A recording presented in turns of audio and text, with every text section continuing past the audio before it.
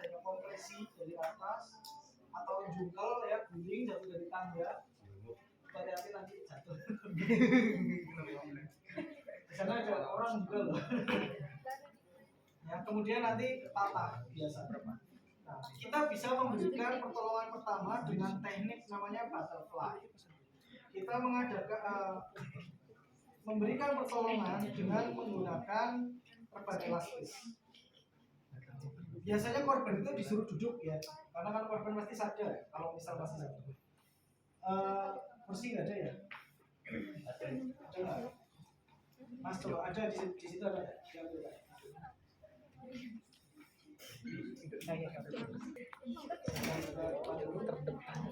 Kalau korban sadar boleh duduk ada kursi buat duduk.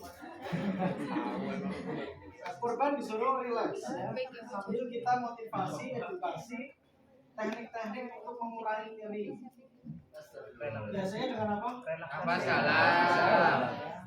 Biasanya nafas dalam sebenarnya. Padahal distraksi itu banyak, selain nafas dalam banyak. Bisa dengan bawa aromaterapi dan musik ya, relaksasi dengan musik dan area lain, distraksi, hipnosis imajeri dan sebagainya. Kemudian posisi korban disuruh tangannya itu di pinggang dua-duanya. Kemudian dadanya dibusungkan. Dadanya busungkan. Busungkan. Ini perutnya yang dibusungkan. Dada. Nah, itu. Kemudian kita dari belakang. Nggak kelihatan ya? Nah, putar mas. Sini hadapnya sini.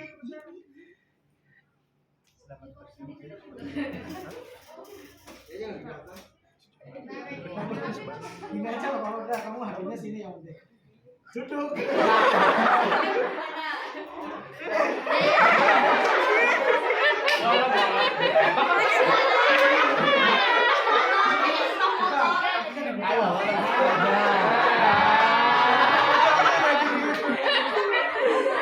Urusan apa itu ya,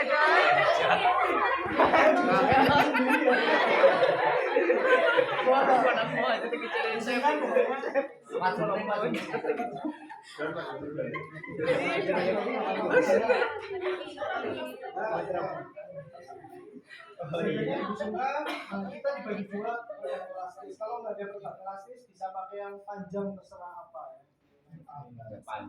Kemudian kita taruh di sini di leher pasien. Kemudian kita tarik lewat aksila.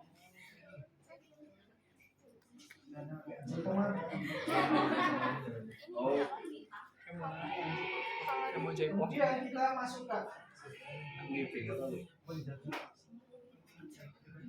juga sama, kita masukkan. Kemudian kita tarik. Kita komunikasi ya. Kalau sudah pas, kita tarik.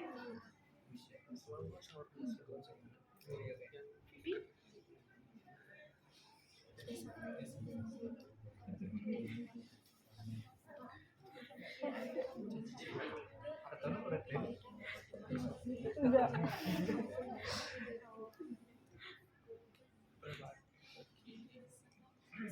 Pas ya. Terus bisa kita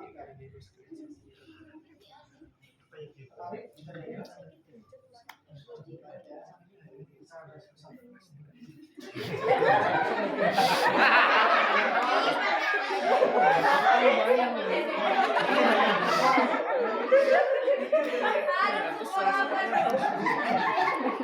Ini sebenarnya mobilisasi atau mobilisasi clavicula biar tidak terlalu banyak bergerak.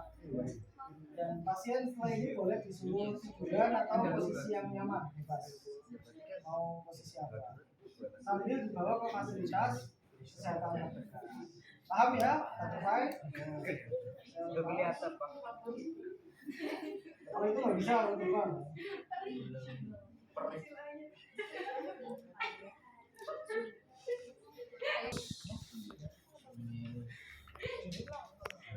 Humerus itu mana? Humerus. Kaki bagian mana? Kaki kanan atau kiri? Ya kanan kiri kan humerus. Humerus itu mana? Bagian tengah. Saya satu bagian lagi ya. Nah ini anatomi fisiologi harus hafal ya, harus dipelajari. Humerus itu bagian dua-duanya ini humerus, ya, dextra atau sinistra. Kalau misal ada fraktur entah di humerus, radius, dan ulna, kita bisa pakai mitela untuk melakukan pembidian. Nah, ya, seperti hasduk tadi, kita bisa manfaatkan hasduk, kemudian manfaatkan jilbab atau kublah ya, kalau di rumah. Kemudian kalau misal yang ini Mas Doni itu fraktur bagian dextra ya. Nah, kita pertama motivasi pasien tadi untuk mengontrol nyeri ya, dengan teknik-teknik yang kita ajarkan, terserah mau teknik apa karena banyak. Kemudian kita motivasi pasien untuk memfiksasi dulu, dipegang dulu dengan tangan kiri, dipegang. Nah, tangan kiri. Nah, misal sini yang fraktur ya atau radius ulna. Kemudian kita siapkan mitela, ujung dari mitela ini yang puncak segitiganya kita sejajarkan ke siku. Kita jangan sana. Nah, ini pokoknya nanti di siku gini ya. Kita ini masukkan.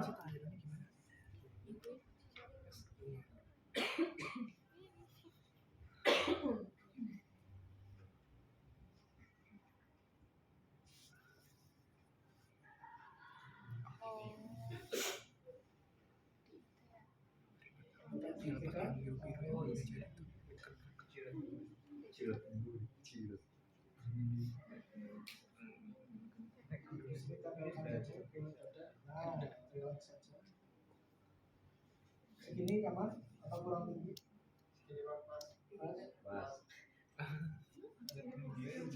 Kita ikat di belakang sama di depan ya.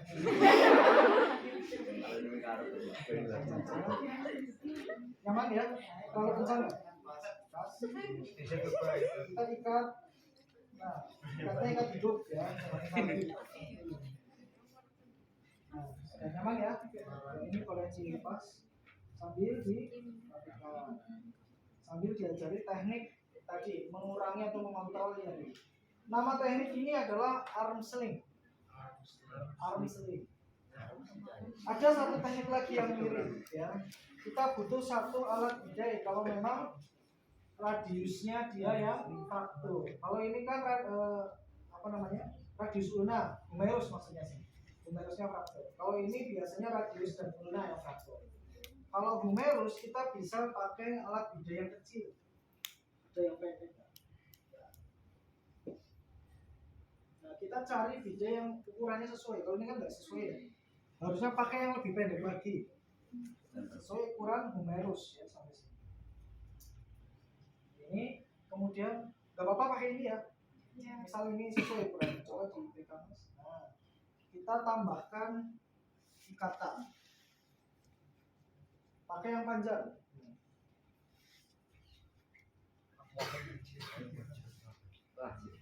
Ini jangan sampai tangannya diikat begini. Coba tangan satunya lepas. Nah, nanti keikat dia. Jadi kalau mahasiswa enggak, nanti dia ikatnya di sini. Ya, jadi tangannya dia akan ikut terikat. Jadi harus dimasukkan ke aksila. Ini.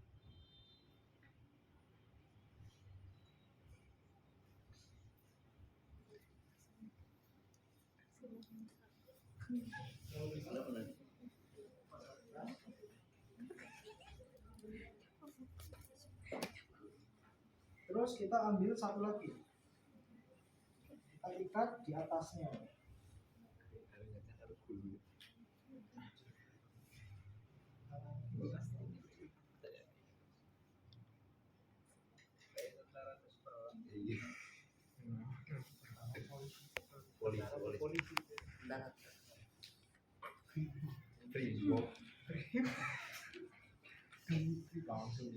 Kita bisa rapikan talinya ini, kita masukkan ke ikatan-ikatan tadi. Nyaman nggak? Nyaman ya? ini tekniknya, ini harusnya pendek ya, menyesuaikan ukuran dari humerus dari korban. Teknik ini namanya sling and sweat. Sling and sweat. Kalau tanpa ini tadi namanya apa? Arm sling. Ya. Kalau pakai bidai dan ditambah 2 bidai pengikat namanya sling and sweat. Dan jangan lupa tadi, jangan sampai tangannya terikat dan kursinya juga ikut terikat. Karena kan tadi ngikat ke belakang ya. Nah, kalau yang enggak tangannya diikat, kursinya juga diikat. Pasien berdiri, kursinya ikut. Ya, kalau pasien nanti jatuh, ya cedera. Paham ya? Ya, saya lepas.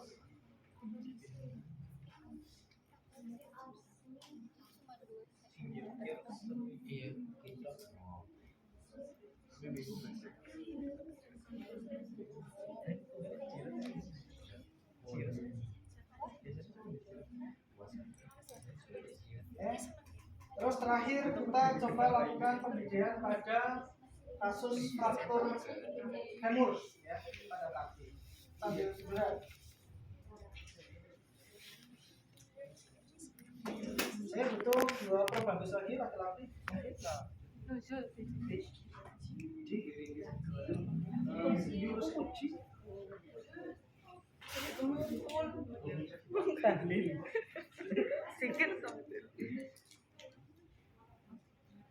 Terus satu lagi. Dua. Boleh siapa? Aji boleh.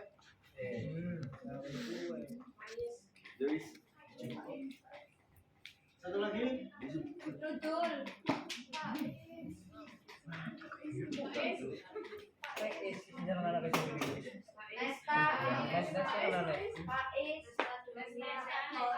Pertama, kita biasanya kan 3A ya.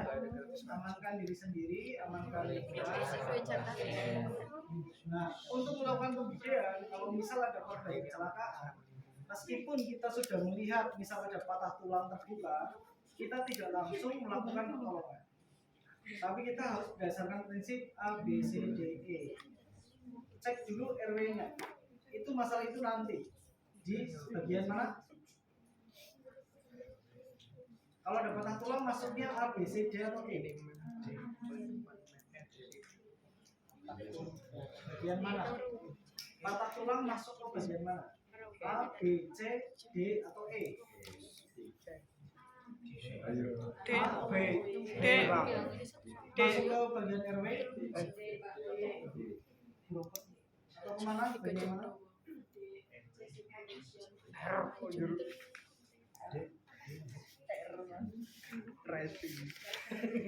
Bagian C.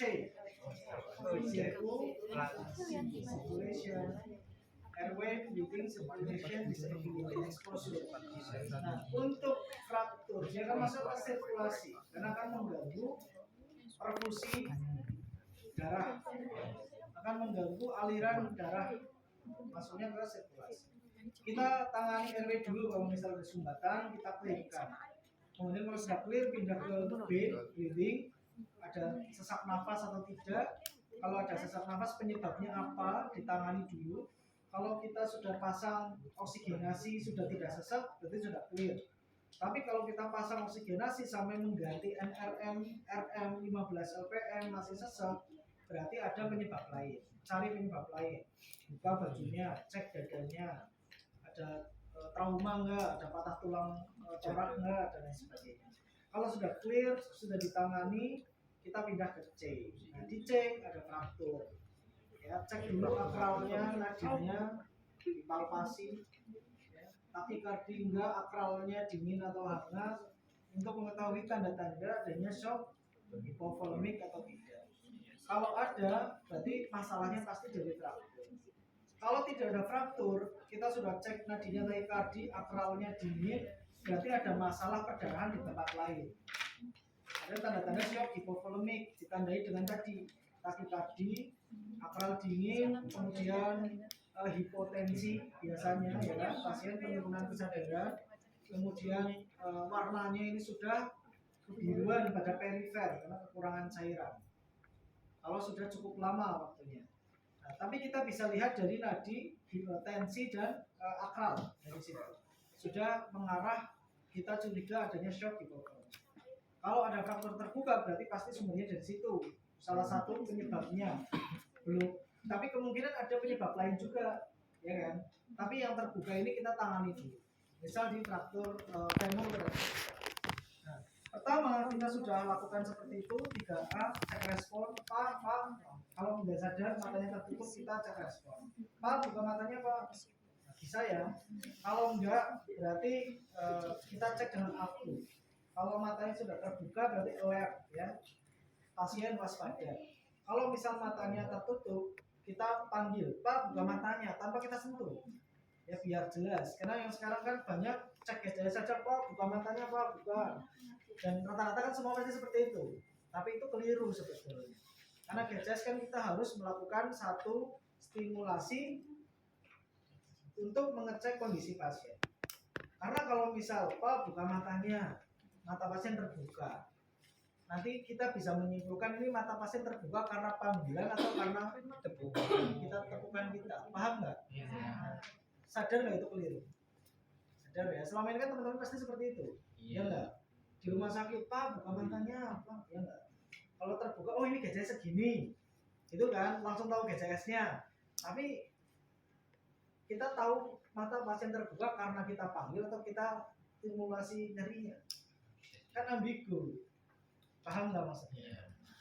Nah itu nanti cek lagi teori GCS ya, dipelajari ulang karena banyak kekeliruan. Cek aku tadi verbal tanpa kita sentuh. Verbal kan berarti panggilan kan, ngomong panggil. Pak buka matanya, mata pasien terbuka. Berarti terbuka karena verbal. Tapi kalau Pak matanya dibuka masih tertutup, baru kita ke pain. Nah cek. Nah gini, misal terbuka. Nah, berarti respon pasien respon karena nyeri atau sudah dipanggil Pak buka matanya enggak terbuka, cek respon pain bisa di sini bisa di supraorbital sakit nggak? Jadi kalau misal pasien trauma di sini berdarah-darah takut untuk cek GCS, ada banyak tempat, jangan hanya berfokus dengan di sini saja, paham ya? Di sini juga bisa sakit nggak? Terus di tubuh bisa sakit nggak? Kalau jari kan nggak mungkin hilang semua kan? Masa sini hilang sana hilang kan? Sedikit lah. Kalau hilang semua ya pasti meninggal. Gak usah cek GCS gitu ya kan? Pasti kemungkinan sudah meninggal. Itu aku. Kalau korban tidak ada respon di cek aku, kita panggil bantuan. Ya. Sambil menunggu, sambil telepon. Sambil kita teriak meminta bantuan lingkungan sekitar. Setelah itu baru kita tangani pasien. Sudah pasang 3A di awal tadi, langsung kita cek PSM dulu. Mestinya tadi yang secara singkat tadi ya, simulasi secara singkat, kita cek PSM. Pulsasi, sensorik, dan motorik. Pulsasi, cek denyut nadi. Berarti denyut nadinya itu kita cari itu kita pulsasi itu pada area yang distal. Misal frakturnya ada di humerus. Kita cek pulsasinya di mana? Siku.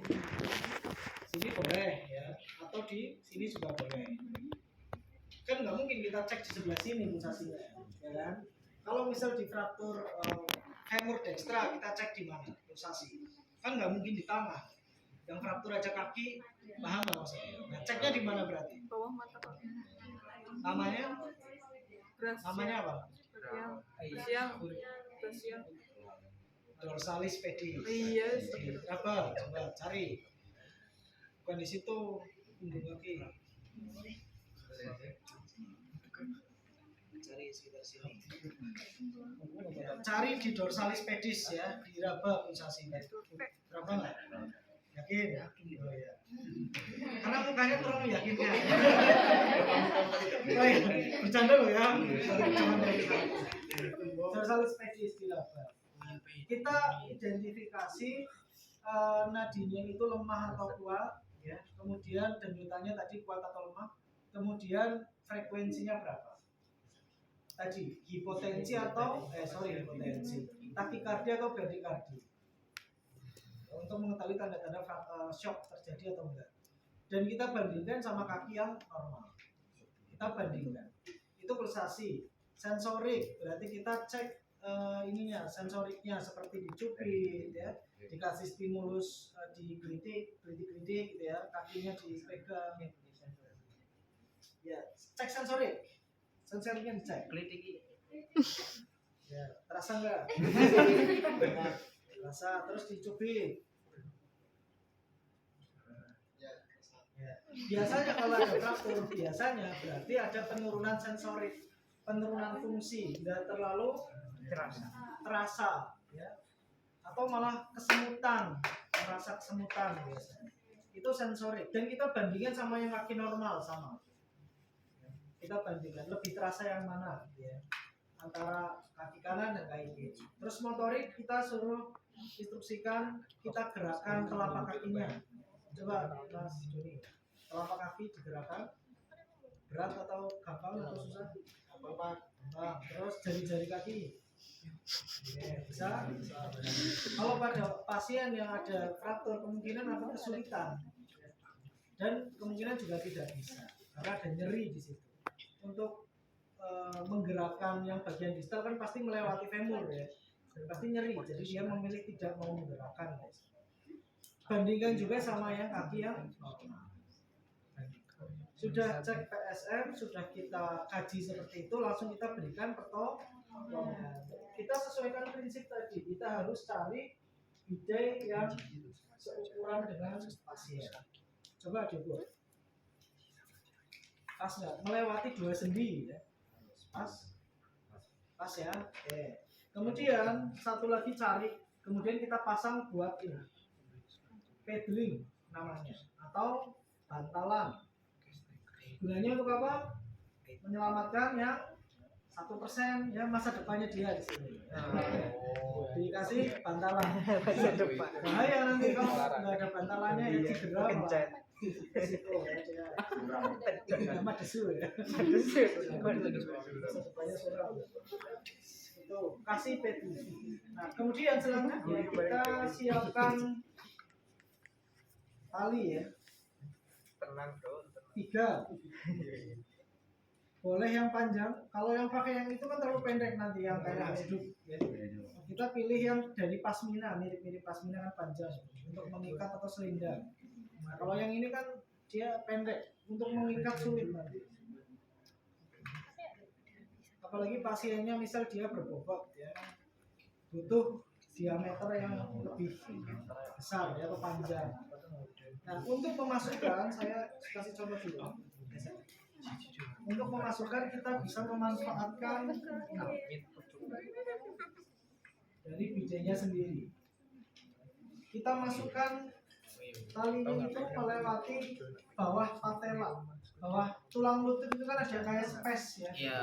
Kita masukkan lewat situ sambil kita mengangkat secara Nah, kita angkat secara minimal. Pasien tidak boleh ngangkat, cuman kita saja. Nah, kita masukkan lewat sini. Ini saya sebetulnya nggak ngangkat ya, enggak, cuman megangin saja. Karena di bawah patella ini sudah ada space. Kemudian kita tarik talinya, kita tarik sini.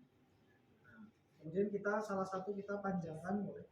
Nah, seperti ini kita ke ataskan.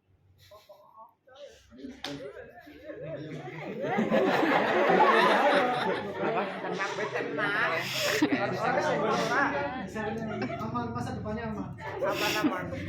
Ada kecirat lampu. Kemudian yang kedua sama, coba masukkan. Nanti di Jadi itu cuma mau ngebantu ini doang. Sono Agak lain. ya tarik talinya sama bidainya di bawahkan.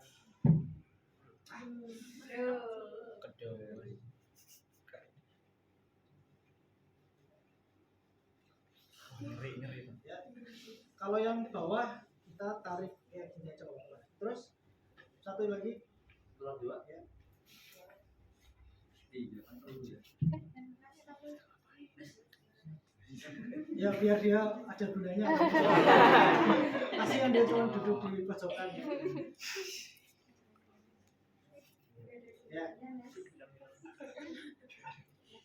Di dalam jeduk sudah Ya, jangan diangkat. Jangan diangkat, cukup dipegang saja. Sambil talinya sama. Kemudian ke bawah kan. Ya di bawah tutup. Kalau patella. Waduh panjang banget. Nah, cukup. Nah, sudah seperti ini kita langsung pasang bidainya kita ya. Tadi sudah diukur, langsung saja. Gitu ya. Nah, yang ada bantalannya taruh di sini. Ya, nanti mentok di bantalnya. Mentok mes. Tengah. Nah, Lurus. Nah, Ada airnya. ayo, panik ya. Tangannya masang ancang-ancang. Ya, mangga. Agak bisa Nah, terus kita cara mengikatnya, Kecil. kita boleh masukkan satu simbol. Nah, untuk kita membuat simpul kita harus samakan. Simpulnya mau di kanan semua atau kiri semua, itu bebas. Yang penting harus sama. Kalau di atas gimana? Di atas nanti jelek, yang mengganggu. Udah estetik. Udah kenal gol perintah. Dari di atas gimana? Terlalu kencang? Pas. Kurang Kurang atas, Pak.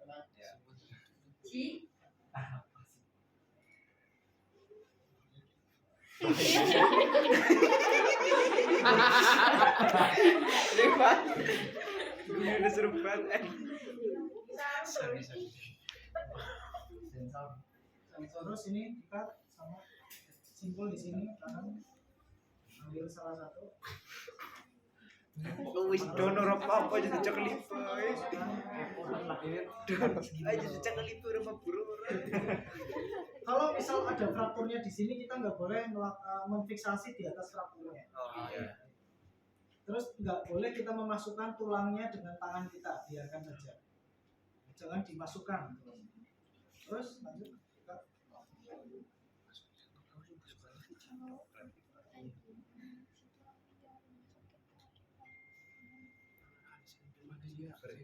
Komunikasi dengan pasien kalau sadar terlalu kencang atau enggak. Pas. Itu kurang ke atas. Ceklik. Aman don aman. Aman. Kesundul nanti.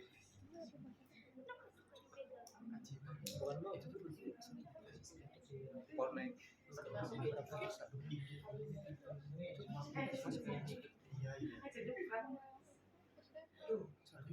Aduh, apa dong? Aduh, sundul. Terus bawah. Kalau bawah kita bisa modifikasi dengan teknik yang 8 ya, angka 8.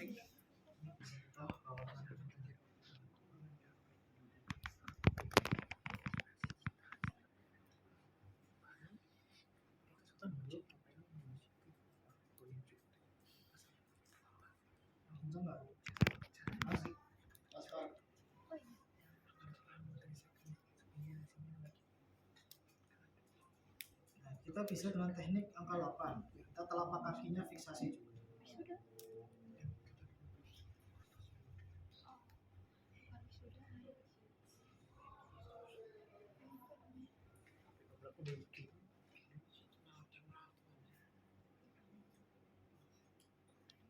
Telapak kakinya tertarik.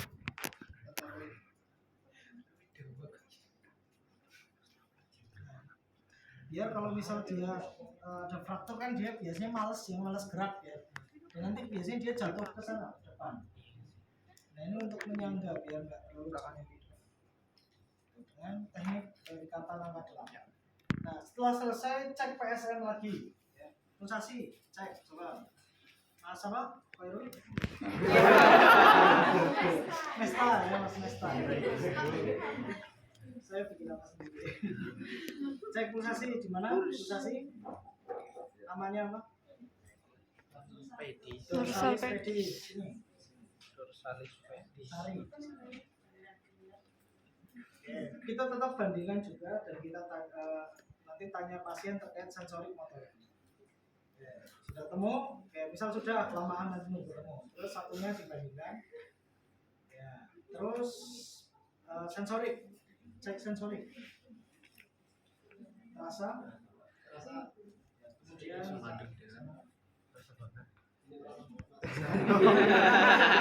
terus yang motorik, diapain motorik? Motorik, instruksikan korban yang kalau sadar korban instruksikan. Lari Pak, lari. Apa yang digerakkan? Jari mana? Kaki mana? Jari kaki. Ini juga kesalahan pada saat kayak GCS ya kan, pada saat cek motorik, Pak angkat tangannya, di tangan mana gitu kan, Pak angkat kakinya kan nggak mungkin dua-duanya ngangkat gitu kan. Jadi spesifik kalau kita memberikan instruksi ya, Pak coba gerakan kaki atau jari yang kaki kanan, bisa nggak? Berat nggak? Berat. Yang kaki kiri? Jarinya bisa. Terus telapak kakinya bisa digerakkan, yang kanan berat, ya, yang kiri berat banget. Ya. Sudah, langsung kita siapkan kendaraan ambulan yang sudah tadi kita telepon. Kalau sudah sampai langsung kita rujuk ke fasilitas kesehatan terdekat. Ini pertolongan pertama pada korban yang mengalami fraktur ya. Dan ada beberapa prinsip yang memang harus teman-teman tadi pelajari lagi, prinsip pembedaan dan tanda-tanda fraktur ya. Apalagi frakturnya tertutup yang mematikan. Ada pertanyaan sebelum diakhiri? Belum.